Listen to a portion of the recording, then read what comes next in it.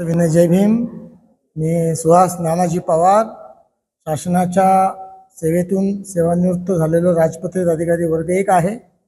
या ठिकाणी लोकराज्य दैनिक न्यूज जी आहे, या दैनिक न्यूजचा तृतीय वर्धापन दिन सोहळा हा 15 ऑगस्ट रोजी होणार आहे।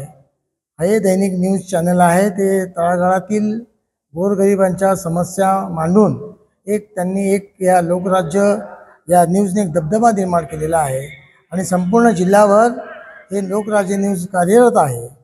मी खरं तर या लोकराज्य न्यूजला माझ्या पवार परिवाराकडून शासनाच्या सेवानिवृत्त अधिकारी संघटनेच्या वतीनं, भारतीय बौद्ध महासभेच्या वतीनं मी यांना लाख लाख शुभेच्छा देतो।